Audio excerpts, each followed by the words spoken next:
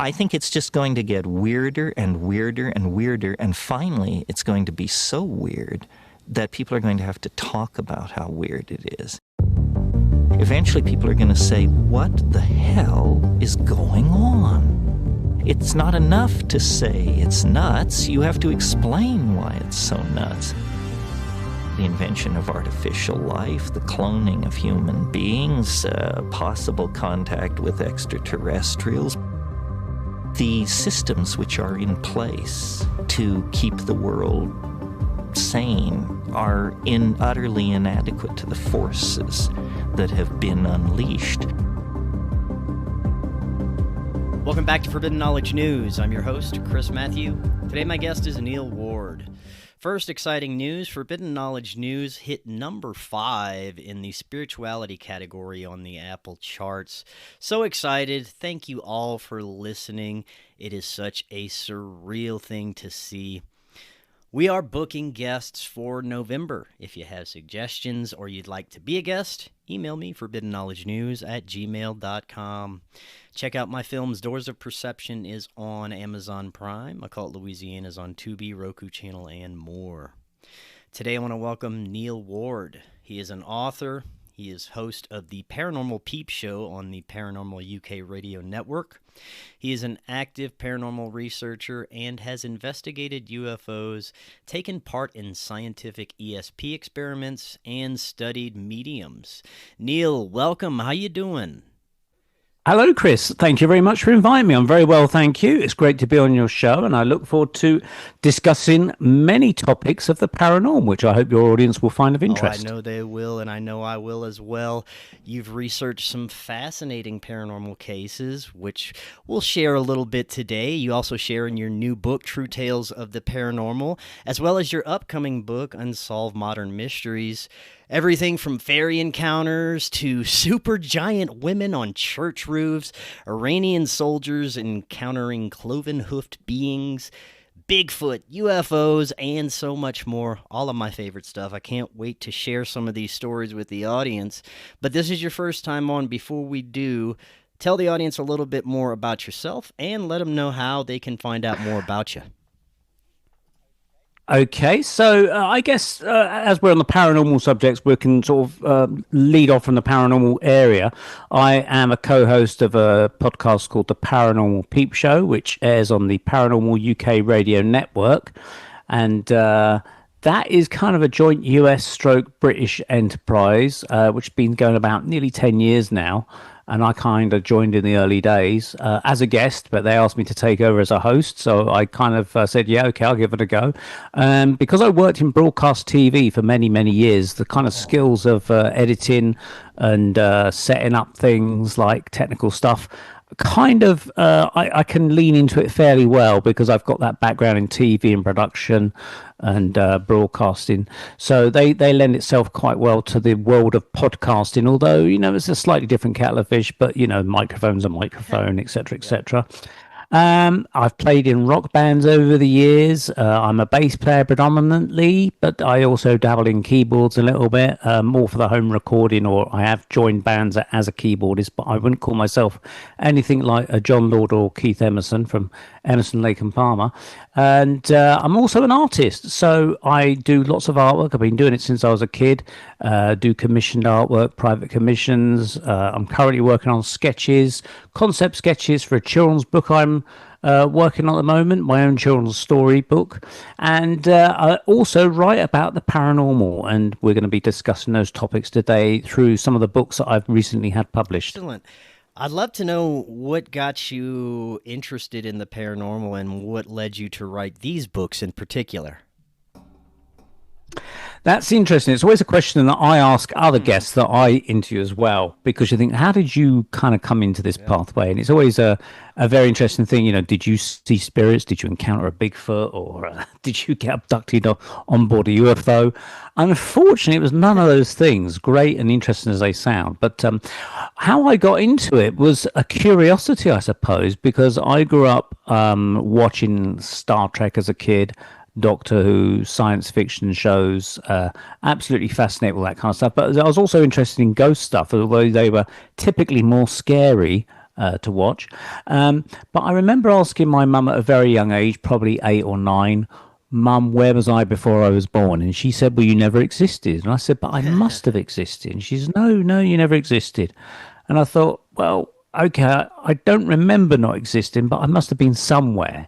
And I didn't really kind of get an answer to that, but it kind of sat on me in my consciousness for a little bit. And as time progressed, I started to see books by an author called well, and in fact, she was a medium foremost, a British medium called Doris Stokes, and she started to appear on the TV in the late 1970s on daytime shows doing mediumship, and that really intrigued me.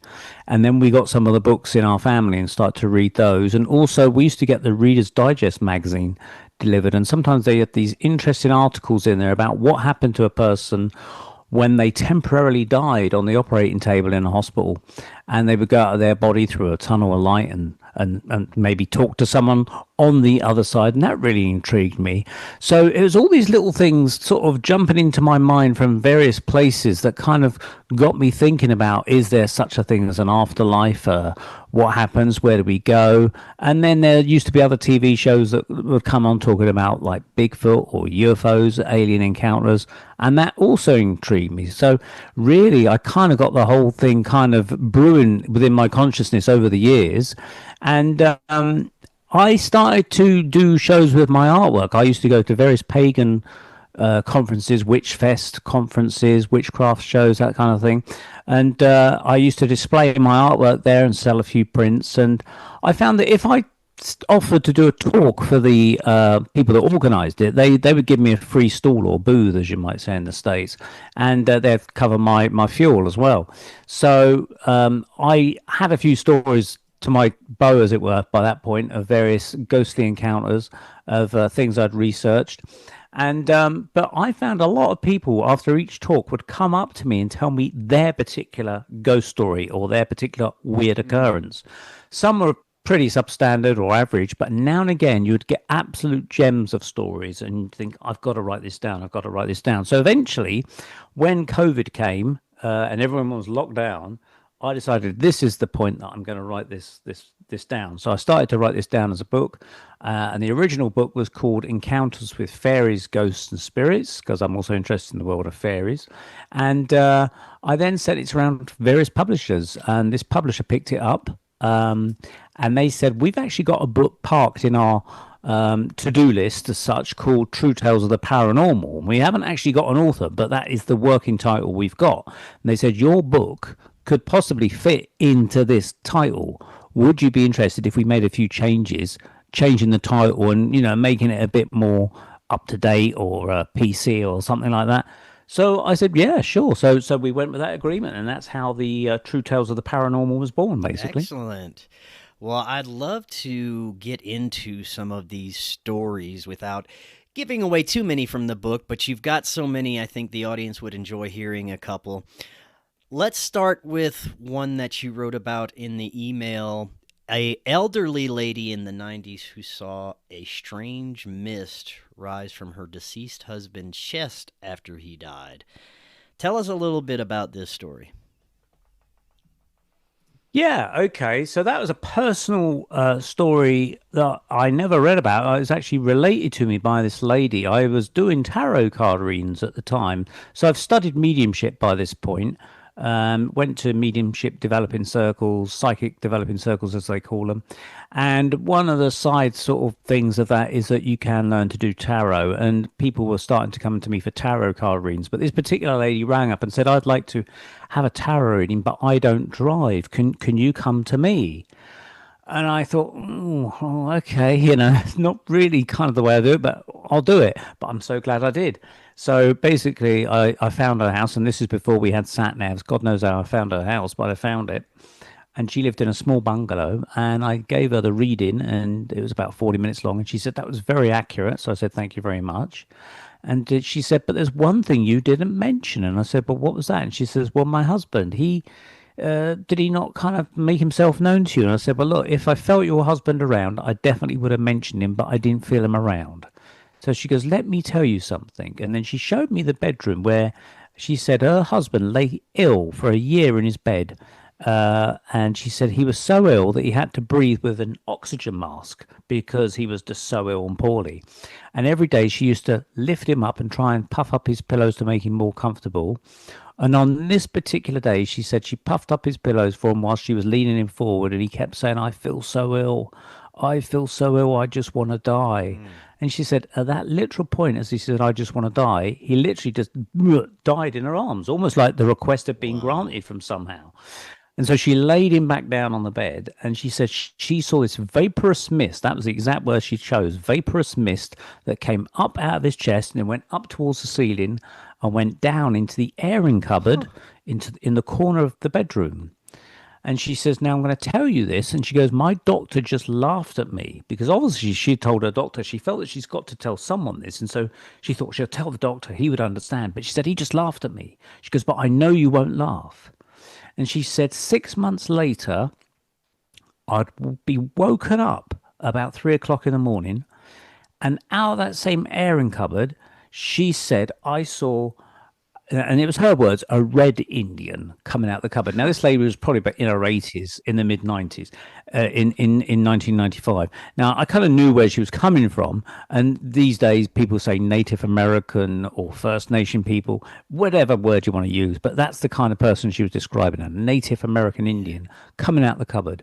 And she said she could see him very, very clearly. She could see the war paint on his face, as she described it as that. She said, I saw the feathered headdress. I saw a bone necklace around his neck, and he was bare chested, but I couldn't see below the waist. It was like that was all foggy, but she could clearly see the top half of him. And she said that what happened as he came out the cupboard, he was waving his arms as if he was like almost like trying to crawl out or swim out, if you like, wading through something. And she said behind him, she saw another man who appeared to be in the shadows. And then behind that man was a third man who appeared to have some kind of hat on, but he was even in a darker shadows and she couldn't see him at all very clearly. But she could definitely see this, a Native American Indian trying to come out the cupboard. And she said it just didn't happen the once. It happened virtually every night. Wow. And she said, what is it? What's going on? I went, oh my God. I said, have you ever heard of a spirit guide? And she says, no. Now, by all accounts, this lady only dabblement with the paranormal was perhaps having a tarot card reading, and she might have read astrology signs maybe in the paper. That's as far as I'd put a kind of knowledge in these areas. So she had no idea what a spirit guide is. And for those that don't know what a spirit guide is, in the terms of spiritualism and mediumship, they talk a lot about spirit guides, and they tend to be people that have died and gone on to the next life, i.e. the spirit world. And if they're advanced souls, and typically the reason that Native American Indians come through is that they were more advanced on a spiritual level than, say, the average Westerner, if you like. So they would be much more in tune with nature, the harmony in nature, the cycles of nature. They'd also understand about the soul and the spirit a bit more. They'd talk about the great white spirit and that kind of stuff that helped nature, like their version of God, if you like. And so this basically was a description of a spirit guide that she was given, yet she had never heard of a spirit guide. And typically she'd never heard of Native American spirit guides, which are the most common ones reported being encountered in seances or with mediums that are describing their own spirit guide as a Native American. And here she was, one witnessing one coming through her airing cupboard. Now, why was it coming through her airing cupboard? Well, if we go back 6 months earlier to when her husband died and we saw the mist coming out of his body, or she witnessed it rather, she said the mist rose up to the ceiling and went into this airing cupboard. So I said to her, I believe you've got maybe something like a portal. And I said, you can picture it like a revolving doorway in a hotel lobby. I said, you can go in it, but you can also come out of it. And I said, I think that's where your husband's spirit, i.e. the mist that you saw, went. And I said, I bet he didn't believe in any of this kind of stuff, did he? The kind of stuff that we're discussing. She goes, no, he thought it was all rubbish. I said, that's probably part of the key. He possibly, because of his understanding, hasn't got the ability to come back literally under his own power. He perhaps needs the help of someone to assist him. And I said, I think this Native American is a guide of some sort, and he's helping your husband, who's possibly the man behind, and he's bringing him through. And she was trying to maybe witness that and engage with him in some way. So I said, maybe what you should do is try and talk to him, ask him questions. What do you want? Why are you here? That kind of thing. And I said, if you don't get any success, if you don't get any answers, then call up the College of Psychic Studies in London or the Spiritualist Association of Great Britain, places that deal with mediums and psychic matters all the time. And they might be able to give you a little bit more information than what I've given you. And also they may even be able to help. They even may send someone down to maybe check out your place or whatever, for whatever reason. And I left it at that. But I came away with kind of like, my God, this is quite an extraordinary tale, And I suspect this lady must have been slightly psychic herself to be able to witness this spirit coming through the doorway. Now, let me ask you, did she describe the Native American as a normal sized apparition, the same size as a normal human? Was it smaller? She never mentioned anything about his size. By all intents, it appeared to be the same size. It's coming through a framework of a door of a cupboard, which would probably range between 5 feet to 6 feet tall. And this Native American seemed to be coming through it with a headdress. I would say no problem at all, but he seemed to be struggling some way because he seemed to be wading his arms through it as if he was like swimming through treacle, perhaps, although there was no actual treacle there. But she said she couldn't see the legs. But it's interesting you mentioned the size of these spirits, because I did attend once what they call a physical seance in a place in Oxfordshire, in the southwest of the UK, many years ago. And I was asking the guy that ran this place, what's the most fantastic thing you've seen? And he said, well, he was there when they had a physical seance. That's where a materialized spirit will actually physically manifest using this material called ectoplasm. You might have heard that mentioned in Ghostbusters. It actually comes from a real stuff they call ectoplasm, which comes out of the medium, apparently. I've never seen it myself, but this is what they say. And he said that this spirit guide appeared, who was a Native American. He appeared to be at least 7 foot tall, really tall. And he said to this guy, who was like a normal guy that was in this seance, he says, "I want you to punch me in the chest." This spirit guide said to him. So this guy reluctantly punched him in the chest, and he said, "Hit me harder." And the guy was sort of thinking, "Okay, you're sure about this?" So he hit him a bit harder, and he goes, "No, hit me really hard." And so this guy punched him for a third time, really hard in the chest. Now, that would have knocked me and you probably flat on the ground by this point, or even, broken a rib maybe. But this guy said, "No, hit me as hard as you can." So this guy thought, okay. So he took one massive punch of this spirit guide, whacked him on the chest, and he didn't even rock backwards. And then suddenly this spirit guide just dissolved into the ground. Whoa. Earlier, you mentioned fairies. This is always fascinating to me. Nature spirits, elementals, fairies. Maybe we could get into a couple of fairy stories. Yeah, sure. So I start the book off with the elementals, the fairies, as they're commonly known, sometimes called the Fae. And there's a particular one story that occurred in Canada. Now, people can actually find out for this. They can read it in the book, but there is where I got the original source information from on that was from a documentary film called The Fairy Faith by Canadian filmmaker John Walker.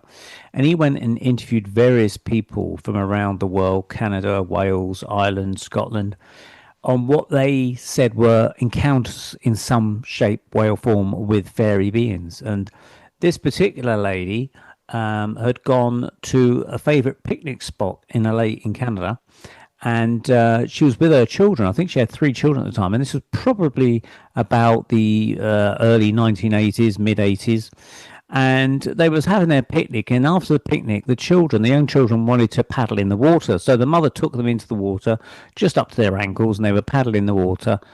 And all the while, the mother could hear this strange, weird music, and she couldn't place where it's coming from. But it made her feel very uneasy. And so she felt instinctively that she should not be around there. So she decided to get the kids back in the car. And she goes, "Kids, get in the car." And the kids didn't want to go in the car because they were paddling. And so she lost her rag, as we say. She shouted at them, she says, "Get in the car." So all the kids reluctantly got in the car. And she said to her eldest daughter, as they started to drive away, she goes, "Don't look out the window." Now, in this documentary film, they took the actual lady and her daughter, who was now growing up, back to that original location, and they were showing the film crew around where they had experienced this strange thing. And the daughter, who was now grown up, said, "I remember my mum saying, 'Don't look out the window,' but I had to. I just wanted to see what was there. And I looked." And she said, "I saw these small, maybe a foot high beings coming out of the woods into the pathway, and they're all hand in hand, and they were dancing round in a circle. And that's perhaps where this music was coming from. And they were coming down the pathway towards where the car and where their picnic had been. And that's the last she saw of it." So what would have happened to them had they stayed there? We don't know. I mean, they say that when you hear this fairy music, you got to beware, because you can get your senses lost. You become lost and you cannot find your way home. It's a very bizarre thing. Now, in the same documentary film, they also interview a guy from Glasgow in Scotland called Steve O'Dale, I think his name is. And he said that he had gone on holiday and he was by this mountain, which was strangely enough called the Fairy Hill or the Fairy Fort.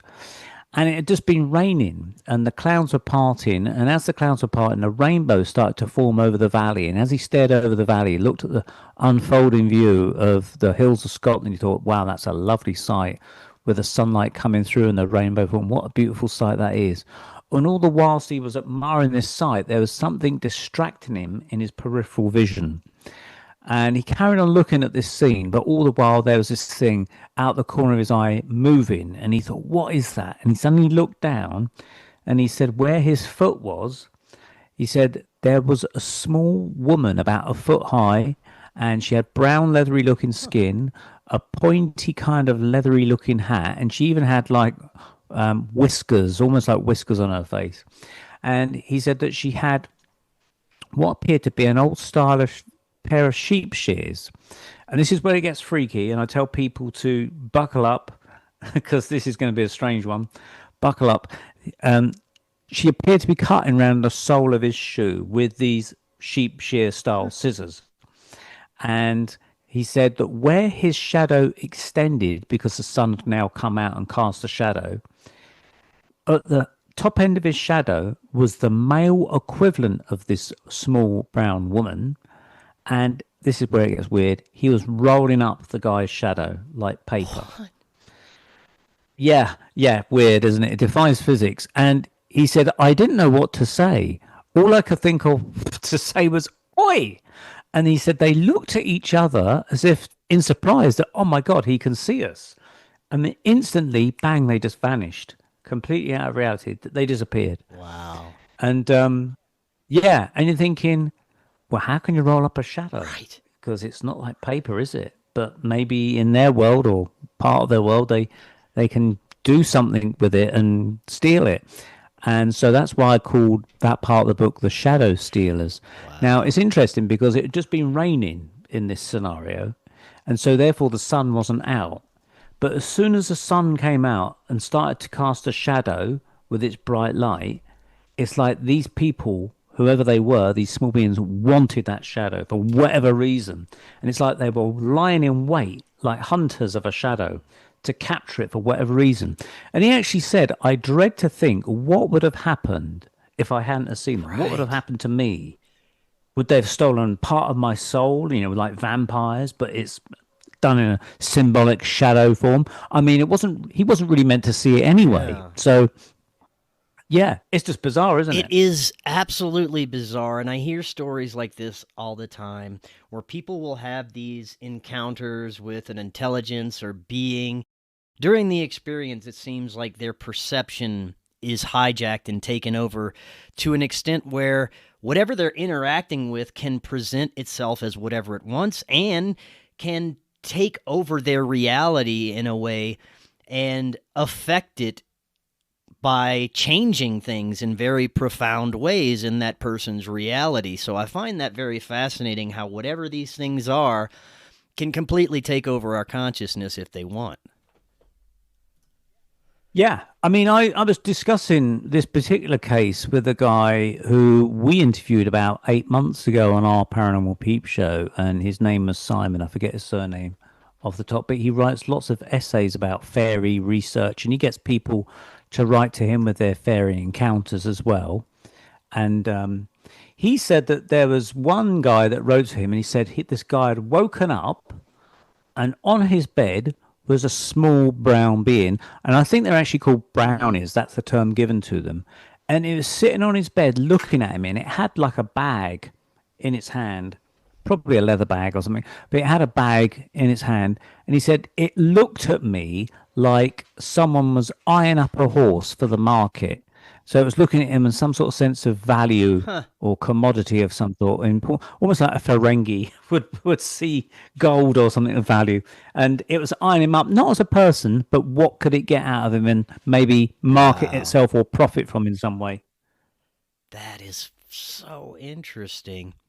Before we move on from fairies and elementals, is there any other stories that really stick out in your mind at this time? Yeah, so I mentioned there's an Iranian soldier that I met. He wasn't a soldier by the time I met him. So I was flying with my family at the time. This would be about 2007, 2008, on a holiday from London down to Spain. And everybody getting on the plane was mostly Spanish people, few English people. And one of the last people to get on the plane sat next to me. It was the last seat available. And we ended up chatting. And he was kind of dark skinned. And I assumed that he was Spanish. But he said, no, he said, I live in London. He said, but I'm from Persia, or what you might know today as Iran, but I prefer to call it Persia. And I said, "Oh, are you going on holiday?" And he goes, "No, I'm an architect, and I'm going out to check on the properties that I've been designing to make sure the project's all good and happy," type of thing. And anyway, he said, "What do you do?" So I said, "Well, I'm an artist, and at the time I ran this a fairy museum to do with the legends of the Orkney Islands off the north coast of Scotland. And we ran this fairy museum for a few years, and it involved me doing lots of artwork to put on display there. And so I had lots of photographs on my digital camera, so I decided to show him a few drawings and things. And I decided, well, I'll tell him that really interesting story of the guy that was having his shadow stolen, which I've just related to you. And it kind of got him maybe to be a bit more confident. He didn't want his name revealed, but I said, "Could I use your story?" Once he finally told me, he goes, "Yeah." So I gave him a sort of a fake name in the book, but it's there to protect his identity, basically.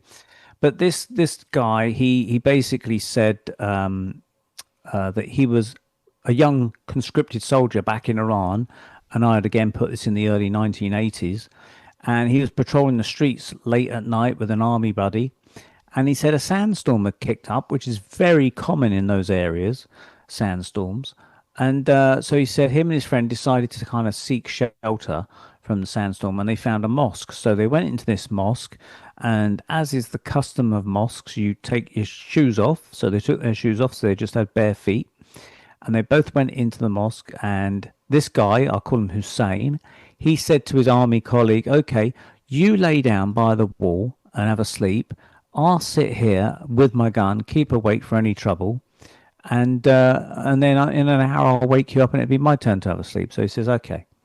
So they went like that for maybe half an hour. His friend fell asleep, and this guy Hussein, he was sitting there, and every time he couldn't help it, but he kept falling asleep, sitting upright. And he kept waking up thinking, "I must stay awake, I must stay awake." And then again, he just fell asleep again. And he said on the third time, he woke up thinking, "I must wake up." He woke up, and there were people there. And it was this lady who was crouching down, staring intently at his feet. And beside this lady was a young girl, he said about 11 or 12, crouching down as well by this lady, looking at his friend's feet intently. And they were just staring, looking at their feet. And he thought, who are they? Where have they come from? So he decided to try and wake up his friend who was fast asleep. And he said, with his elbow, he kept pressing onto his friend's chest. And he said, no matter how hard he pressed, his friend wouldn't wake up. So he decided that he was going to he was going to make a run for it. I don't know why he was going to make a run for it, because he had the gun, really. But he said he started to wrap the strap of the gun around his wrist so the gun wouldn't swing as he ran. I still find this part incredible. You're the guy with the gun, but you're going to run away. And you don't know what these people are doing. They've not threatened you in any way. They're just staring at your feet, but he wanted to run away. And he said that movement must have triggered this woman to look up, because she looked up at him. And he said, as soon as I made eye contact with her, he said, I just knew something inside of me connected with her, and I knew that she wasn't from this world. She was not from this world. And he said at that point, she stood up and the young girl stood up and they walked away. And he said, as they walked away, he noticed they both had cloven hooved feet as they walked through the wall of the mosque and vanished. Through the wall of the mosque? Wow. Yeah, with their cloven hooved feet. And when he told me that, a shiver did run up and down the back of my spine with that one, I must admit. But then when you come to analyze the story again, you think back and you're thinking, so hang on a minute. If these people had cloven hooved feet, the human feet that Hussein and his friend had, to them, would be the oddities. Yeah. What are these strange toed things that are here that these people have got? Not like our cloven hooved feet that we've got. You know, and I'm simulating what they would be saying, of course. Who knows how they would think, but they certainly seem to be curious about the human look of the foot. And so it also lends rise to the fact that you got these legends of people with cloven hooves like Pan. Where does that legend come from? And then you got other strange mythical creatures. And so in the book I discuss mythical creatures. Is there some credence to them? Have they somehow intruded into our reality on occasion and been sighted by people? And we see them as mythical creatures, but they might be an alternative kind of race of people that have developed on an alternative pathway to the earth, like a probable earth, probable realities, ghostly realities. Who knows? We tend to think, there's the spirit world above us and we've got this world, but I think there's many, many other worlds and dimensions that we're unaware of, but somehow there's leaks in them, or doorways, pathways back and forth.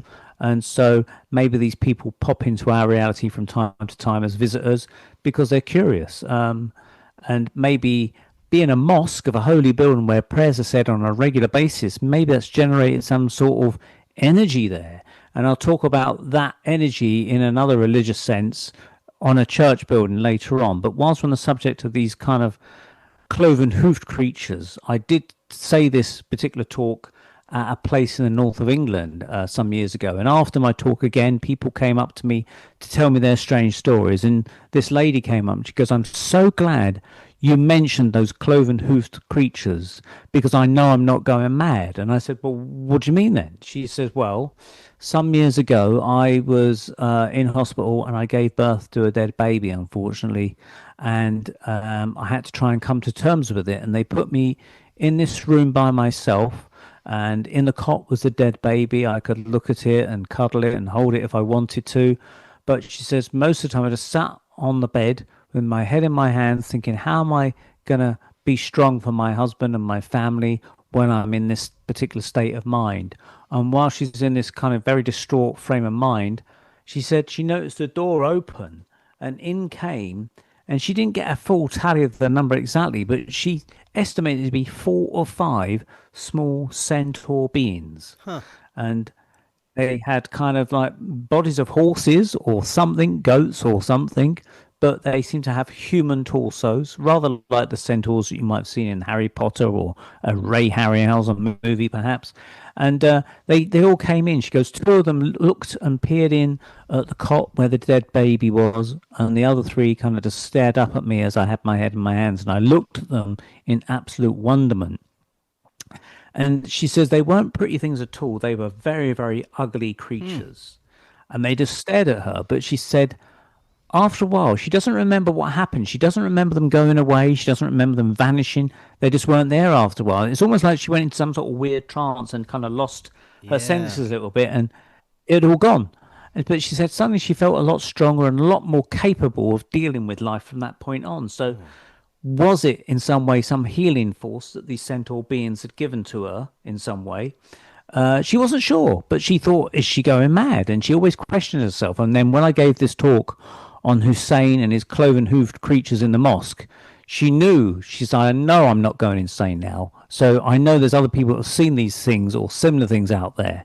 And so that kind of gave her a little bit of confidence that the world is strange, but, it's not you that's going crazy.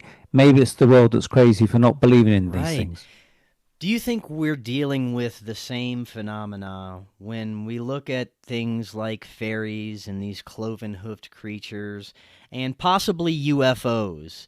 It does seem that there is an ecosystem of intelligences and life forms just beyond our perception that can somehow present themselves to us in a way or come into our reality, but they have such a spectrum of phenomena when you look at people's experiences with otherworldly beings, especially the abduction experiences where people are taken on craft, and you hear about the same types of beings being interacted with, like the big-eyed gray alien beings or the mantis beings. You have these very profound similarities, but then you have the crossover experiences where it can seem very much like an alien abduction experience, but there are different beings involved, or a different scenario, or you're not taken on a ship, you're taken to a different realm. Could it be that we're dealing with the same type of phenomena that presents itself in different ways, or is it a spectrum of different types of events happening? Now, that's a good point. Now, that point has been raised by people in the past, such as John Keel, who was the author of the Mothman Prophecies. He looked into those kind of things. He called them not extraterrestrials, he called them ultra-terrestrials, and he wondered if they were for some other place, not necessarily from outer space or other solar systems or galaxies, but wondered if they had come through from some other dimensional realm. And he kind of wondered if, for instance, the Bigfoot that was often encountered with a lot of these landed saucers was there as a distraction. So they would maybe take a Bigfoot or land near a Bigfoot, we're not quite sure, and people would see the Bigfoot, and these aliens could then, whilst the Bigfoot's distracting these people, these aliens could get on with whatever they want to do. But that's not the whole case, because obviously a lot of these aliens, and we're calling them aliens because we don't know what else to call them, ultra terrestrials, whatever, but I'll say aliens because people are more familiar with that term, are actually now, engaging with the human race in some way. Not everyone, but a lot of people. And there are certainly stories from the past, as covered by John Keel and Jacques Vallée in his Road to Pascagoula, I think it's called. Pascagoula, Pascagoula, I think it's something else. But anyway, he wrote a book on these things and asked are we dealing with modern day fairy encounters? The fairy sightings of people. There were small beings, they would take you away, you would have missing time, you wouldn't be in your right frame of mind. They would do things to you, they would maybe give you food to eat or something like that, and you go into some weird kind of strange mental kind of situation. You might come back a few days later totally disorientated. There did seem to be quite a lot of kind of similarities between a lot of these old age folk tales of fairy beings and more modern interpretations. But it's interesting that as we go through the ages, these craft have kind of changed with the ages. So, for instance, in the 1800s, you would get these what people thought were airships flying over the United States, but they would fly at incredible speeds. Now, they called them airships because they didn't have the word for flying saucer or aeroplanes at that time. But these airships seem to almost have, by the descriptions, of a steampunk Jules Verne type of thing going on there with them. And typically these craft would land and they would be humans on board. Sometimes they would they would look slightly oriental to people, and other times they might look like they were Mexican or possibly Spanish. They never gave any clues to where they came from, but typically when they were encountered, they always seemed to be typically fixing the craft in some way, which I thought was a bit odd. In most of these cases at that time, and in more recent cases, there's cases where that these people have said that, oh, they seem to be fixing or tinkering with one end of the craft or for some reason. And you're thinking, surely these craft can't be faulty all the time. I mean, every time you park your car up, you've not got the bonnet of your car up all the time you're parking, and you're there with a spanner fixing it every time you just go to the store. So I wonder if this is more of a psychological maneuver on the part of these occupants, so that when you encounter them and they know you're coming up in them, that they're not going to be threatening in any way. And it's their particular way of saying, oh, we're not really minding you much. We're too busy with our craft. And they're pretending to fix their craft. And they know that you would interpret that as looking and tinkering with mechanics of some sort.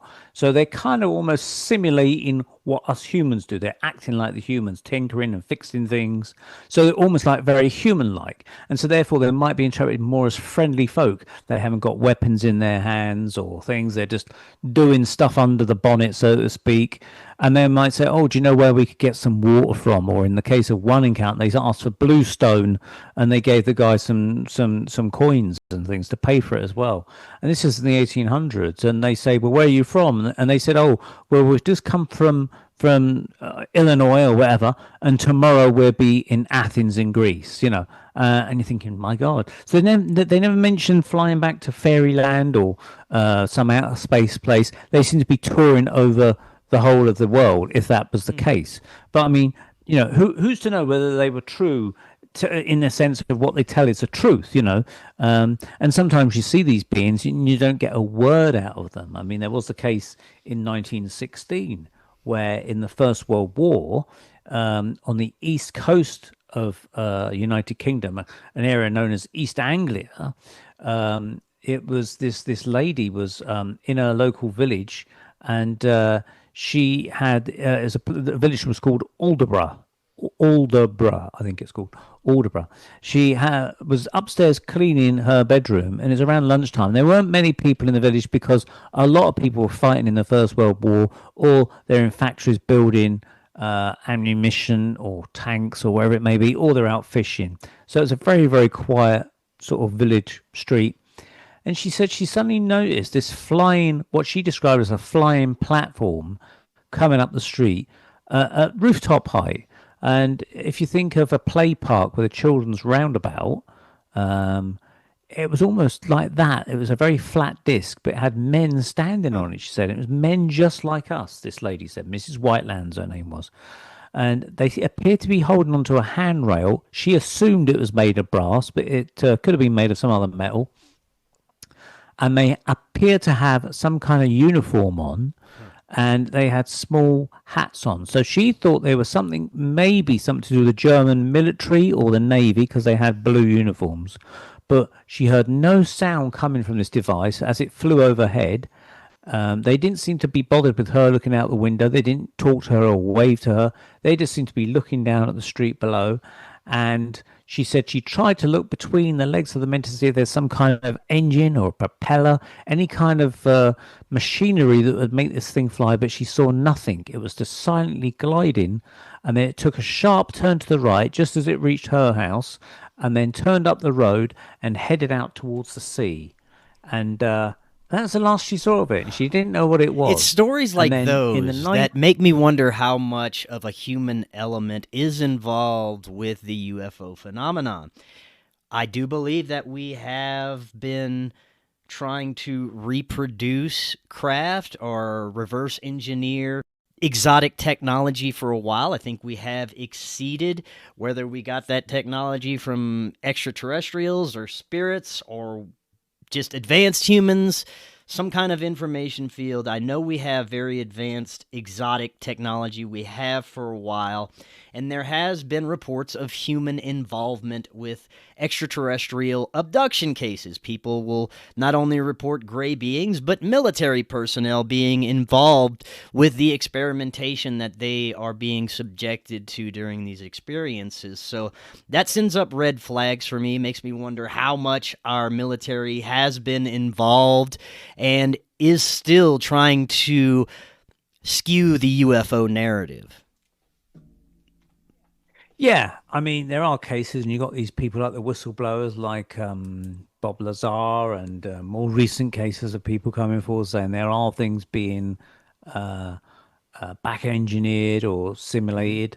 Um, I mean, it's interesting in that case that they appear to have some sort of uniform on, but why would they do it so openly? There was no attempt to cover them up under some sort of canopy. They would just Yeah. stand on this small platform openly cited by the lady. It made me wonder, it's not possibly a craft that would go into outer space because it had no kind of capsule for a pressurized station or anything like that for a vacuum. And the fact that she said she saw it heading out to sea suggested to me that there might have been a craft out of there, like something like a submersible craft, not necessarily a submarine as we understood it. This is the First World War, but submersible that probably high technology this craft could possibly land on and then submerge below the sea. So this was more like a small scout craft. Um, when people think of flying saucers, they automatically assume that flying saucers have flown from one galaxy to another and they've come in that craft. But if you think about it, when say you've got an American aircraft flying out in Iraq or Afghanistan, that aircraft has not necessarily flown all the way from the United States over to No. Iraq. It's come on an aircraft carrier, which is out at sea, hasn't it? It might be 20 miles out at sea, off the Gulf Coast somewhere, and then it flies in and then goes back out to sea to land on again. So it kind of bears a sort of resemblance to that kind of idea of how they're doing things. They're going back to something that's possibly out to sea.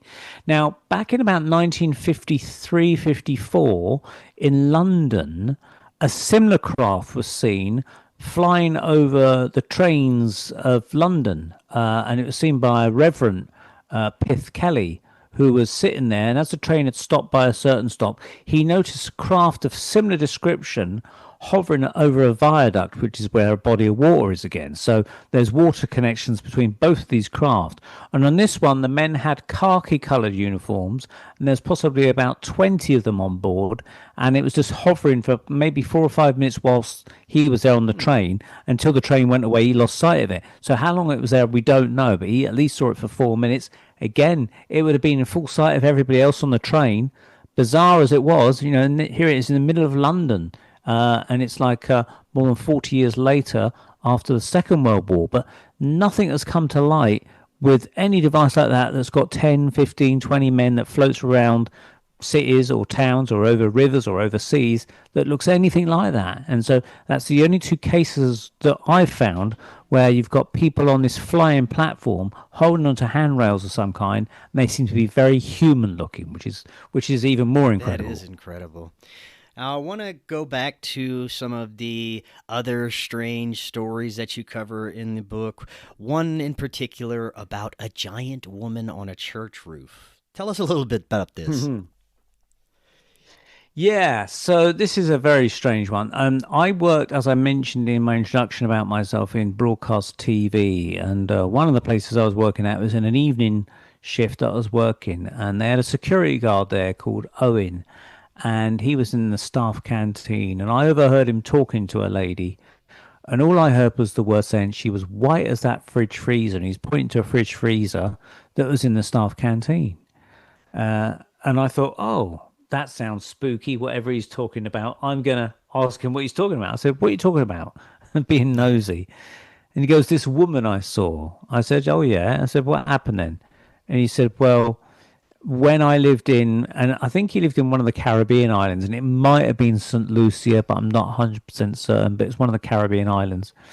And he said that he was coming out of a bar one night with his friend. Now you think, oh, well, they've obviously been drinking, but I looked into the whole thing of drinking. Drinking does not cause hallucinations, visual Yeah. ones. It might cause minor hallucinations of auditory hallucinations, like you think you might be in hearing a voice calling you, but it may not be there, but you don't hallucinate objects or people or anything like that. But it's always the quickest thing that skeptics go to, saying, "Oh, they were drinking, that's why they saw it." But there's no proof that the drinking will cause that. Now, had they been drinking perhaps in medieval times, when the drinking was a lot Yeah. different, when they used to put mushrooms in alcoholic Right. drinks, then they might have had a good reason to suspect they Well, were it seeing seems like something. with your But modern in more modern alcohol, you would times, notice less instead of yeah. being Yeah. perceptive to more. Yeah. Yeah. We'd all be hallucinating strange things if there was Yeah, right, stuff in our alcohol. So anyway, he was coming out of this bar with his friend, and they're going the typical route home back to their houses. And as they come up the hill and as they round the corner, he said, "I saw this woman sitting on the church roof," and I laughed. And I said, "What do you mean? What's a woman doing sitting on the church roof?" And he says she was no ordinary woman. She was at least 50 foot tall. And he says she was as white as a fridge freezer. She had long white hair, very pale white skin, a long white kind of robe, and she was crouched and sitting over the church roof, almost like as if it's a doll's house. And I said, "Well, what happened?" He said, "Well, I saw my friend and I both saw it, and we both sort of stopped in our tracks." And he said his friend was so frightened, his friend hid behind a gravestone. So he automatically knew that his friend could see it. And he says, "Can you see what I'm seeing?" He goes, yeah, I see it too. So they both agree with each other that they were seeing the same thing. So if it was a hallucination, they would not How be far seeing the away same were they thing. from the church itself? I would say as they came around the corner, they might have been about 100 feet, maybe, something like that. But he never went into the details of how far he was. But I would say he's within certainly stone throwing distance, because what he decided to do was picked up a stone or a rock that he found in the graveyard. This is brave of him. He decided to throw this stone at this 50-foot giant, which I wouldn't advise listeners to do. And I said, "What happened?" He said, "Well, the stone went straight through her, but then she got up." So he obviously peed her off slightly, and she got up and started to walk towards them, which sounds terrifying. You've got a 50-foot woman, you've just thrown a stone at, and she's walking towards you. This is why I wouldn't advise it. So he said, as she started to walk towards us, she started to shrink in size and came down to the size of a normal person, and eventually just dissolved into the ground and faded away, Wow. never to be seen again. But the interesting thing is that he said, "I don't believe in ghosts and ghoulies and things that go bump in the night. I don't believe they exist." And yet here he was describing this weird, ghostly, giantess encounter, and his friends saw it too. But he still said, "I don't believe them." It's almost like he was in denial about the whole thing. But it's interesting. Again, that was on a church, and the strange beings that we heard about in the mosque, examining the feet that had the cloven feet, that was in a religious building as well. So does having some sort of religious ceremony, building, prayer or something have something to do with it? I did read in a John Keel book, as we mentioned John Keel earlier, that John Keel cited a case, I forget where it was now, but it was in the 1960s, I think, where lots of people saw a giant lady also on a church roof, and she was there for an hour at least. So it's not the unique case that you might think it be. It seems to be kind of not super common, but it's not totally out the realms of impossibility, although it sounds impossible, but these people have seen these things as well. And when I mentioned this story to a fellow paranormal researcher called Andy Thomas, he mentions a friend of his who's a guitarist in a band he's played with for many years. And this guy is apparently very skeptical and straight, and, he won't take any nonsense. But he said that when he was a teenager, he was walking through some lanes on the way home with his 4 friends, so he had some witnesses with him, and they came across what they saw as something like a 40-foot giant standing on the hill in a field, screaming up at the sky. Whatever, he had some issue with the sky, and he was screaming up in it. And he said that all the cows were absolutely terrified, and they were running away from this giant man, and the teenagers also started to run as well, but they all witnessed it. But even after that, he said there must be some logical explanation that explains it. In other words, it's not ghosts, it's not spirits, it's not supernatural beings. It's probably some big balloon man or some big prop they're making a movie. He would try and sort of explain in those kind of terms, Well, that is not the first story Bizarre. I've heard of giant sightings.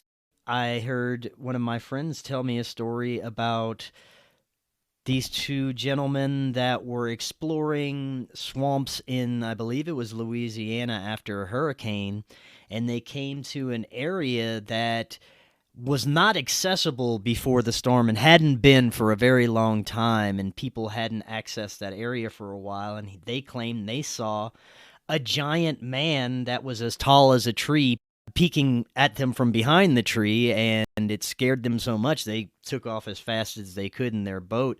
But you also hear the Kandahar giant story and plenty of others that have claimed to witness these very large humanoids. Yeah, yeah, I cover the Kandahar Giant in my Modern Unsolved Mysteries book, which is coming out in October, funny enough. And there's not a lot of information on that, but I've been doing some research, and certainly the people that initially discovered the story said that when they interviewed the soldier who claimed to be the guy. So basically, for those that don't know what the Kandahar Giant story is, Kandahar is in Afghanistan, and it was around the earlier time when it was the coalition of the willing, I think it was called, going into Afghanistan after 9/11 to try and hunt down bin Laden and hunt down the Taliban, who were believed to be harboring him. And they were basically trying to bring them to justice, and they were looking in all sorts of caves and things. And they had this kind of unit that had gone out looking, presumably for bin Laden or whoever, and they'd gone missing. So they had to send out another kind of squad to go and try and locate them. And they came across areas where there was broken radios and helmets and even fragments of human bone. And suddenly out of this cave jumped this super 20-foot giant, maybe 15 foot, not quite sure the exact height, long red hair, almost like a caveman type of thing, but he had one of these great big spears, and he basically lanced one of the spears into one of the guys. Now, as this guy soldier that was relating the story said about that particular point, this guy was very emotional when he related that point to the researchers. And it's clear that, he knew this guy well that was killed by this giant. He was very, very emotional about it. And they said that's something you couldn't really fake. That came across as really genuine. And so basically they all opened fire on this giant. And one of them said, aim at the head, aim at the head. And they shot at the head. And after maybe about 30 seconds, they brought this giant down. And they noticed peculiar details about this giant that you wouldn't make up. They noticed it had 6 fingers on each hand. They noticed it had 2 sets of teeth. But also noticed around the toes it had an almost fungal infection. Now, if you're going to make up a story about a giant, would you say, oh, it had a fungal infection? No, you wouldn't even think to do it. But this guy noticed it because they had to wait with this thing for maybe an hour until a helicopter came and bagged it up and took it back to base, basically. Right. And they even had people that were on the either the helicopter pilot or the Hercules aircraft pilot that later took it back to the United States. They saw it as well under a tarp, on a big platform or something, and they took a look at it. So they also supported the story.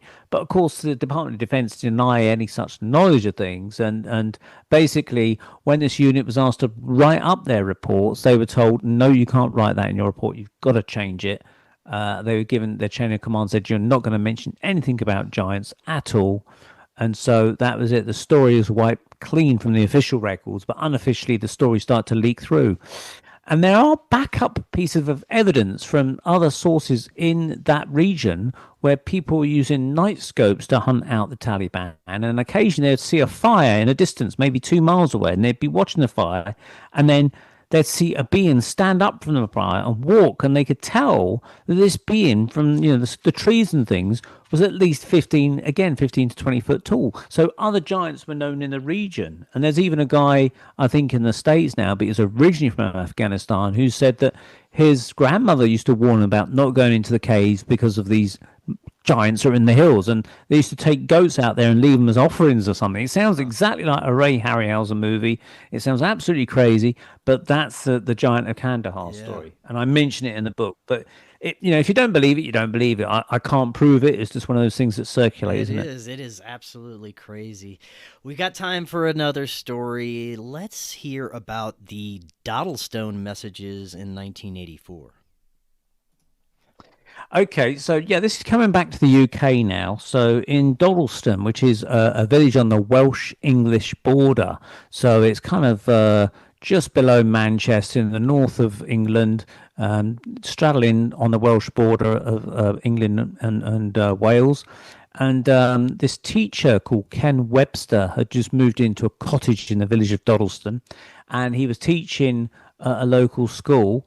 And at that time, this would be about 1984, in the winter of 84, they started to be given, schools were given BBC home microcomputers. So the BBC, along with a company, got to get together to develop these basic PCs that were more like a DOS kind of program rather than the Windows-based computers that came on later on. And you could kind of write things on there like documents and save them to a floppy disk. And it's a very, very basic kind of thing. So he was allowed to bring one home to mess around on it, to learn it, so that then he could teach the students. And he thought there was a girl that was staying with him for a while that she wanted to write her comedy scripts on. She was an aspiring actress, and she wanted to write her comedy scripts on it. So she was allowed to use it and type her comedy scripts on this thing, provided she saved it to the disk. It was all good. So sometimes they would go off to the pub and come back, and they'd see the computers left on, and they'd see the scripts had been left on, and they'd been saved to the disk and everything. But now and again, they'd find strange writing on there saying, "Who are you? Does that? Thou hath a horse," and stuff. "What are you doing in my cottage?" And it would sign it LS, just the initials LS. And they thought someone's having them on. Someone's broken into the cottage, typed a weird message, and someone at the school where this Ken Webster worked looked at the scripts. They printed it off, and he said, "This looks to me what they call early modern English." So it's as the English language developed in England, you had Old English, and then you had early modern English, which kind of came from that. And they couldn't really understand what these words were at, but this guy could understand it. He'd got like degrees in history and everything like that, and he managed to use with dictionaries. He used to start to translate what these words were meaning, and it basically transcribed that there was this person who called himself Lucas, who was writing from the year 1580 or something like that, in medieval times. But he was saying that he lived in the same cottage that Ken and his partner Debbie were living in now in 1984, and he said he could see them walking around his house, and they were doing a lot of renovation work there. And he said, "Why are you doing this to my house?" He saw them as invaders in the house. So it's almost like as if somehow there was a bleed through time, and he saw them as ghosts or invaders or devils or something like that in his house. Wow. But somehow he was able to use some device which he called a Leem's Boist. Now you think, what on earth is a Leem's Boist? But the very clever English teacher back at the school worked out that a Leem's Boist, using the Oxford dictionary, meant box of lights. And it's all right, my dog's now trying to eat my sandwich, which is on my plate. So I thought she wasn't going to pester me, but when there's food, yeah, she does want to pester me. So basically, this Leem's Boist was a strange box of lights, and he basically said that some being materialized in his fireplace in a blaze of green light and handed him this box of lights, and nobody else could see it, only he could see it, and somehow it operated when you spoke. And so when you spoke into this, and he discovered it because his young maidservant would be singing as she went round the house doing her chores, and this would produce the words. He would see the words appear in the air, not on a screen, but it seemed to have lights coming from somewhere. Huh. And so he they started dialoguing each other through time, basically, but it seemed to have elements of a poltergeist going on. So things would be moved around the house. Things would be stacked up in the corner. The chairs would be all piled high in one corner of the room when they came back. They even called in people to investigate from the paranormal societies and supernatural societies, and they couldn't understand what was going on. And it still became a mystery. No one absolutely solved it. And people have gone to forums and said, "Oh, he must have been using a modem or something, this Ken Webster, and has just faked the whole thing."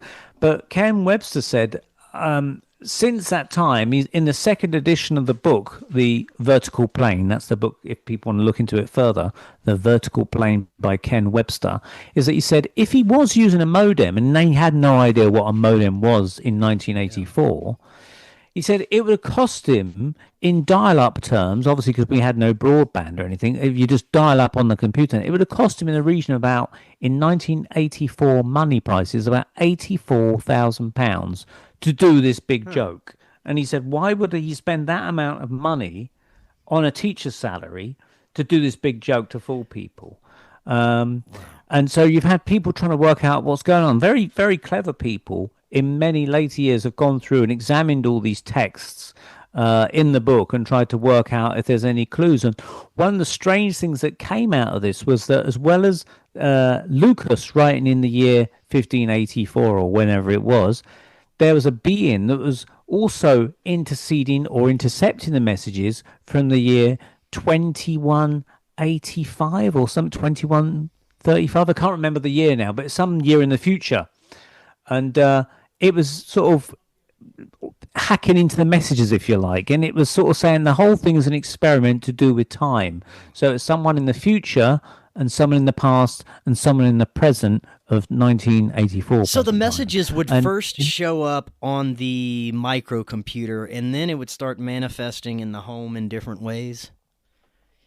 Yeah, so eventually they boxed the computer up, and they became concerned that this being from the year 2135, say, was somehow hacking into the messages that Lucas was writing from the Middle Ages. So Lucas in the Middle Ages would start to write on pieces of paper in his own time, and then these pieces of paper would appear, they said, on modern day paper in the cottage. Wow. Somehow it could appear in the cottage. So it's very bizarre. You can't call it a straightforward ghost story or poltergeist story. It's got all sorts of things going on, the elements of time travel. Yeah. And he also said, this Lucas, that he wrote a book of his experiences with Ken and Debbie. And he wrote the book and he's hidden it somewhere so that in our present time, someone will find the book and find that it was all true. But to date, that book hasn't turned up yet. Well, this is fascinating, Neil. Thank you for sharing this with us. Before we let you go, remind the audience how they can get a hold of your book and anything else you have out there that you'd like to share with the audience. Thank you. So basically, if people are interested in the first set of stories, which is called True Tales of the Paranormal, I look into mediumship, fairies, ghosts and spirits, all kinds of sort of things, and even I cover UFOs in that. It's True Tales of the Paranormal.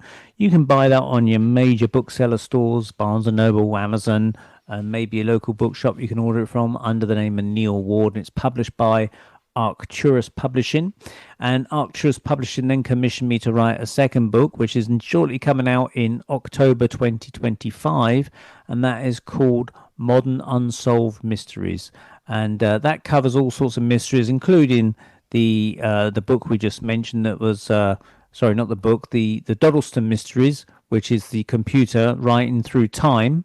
And we also talk about the Giant of Kandahar in there and other strange mysteries that have yet to remain to be solved. I love it. Some of my favorite things to discuss, Neil. We'll have to have you back. So much more we can get into.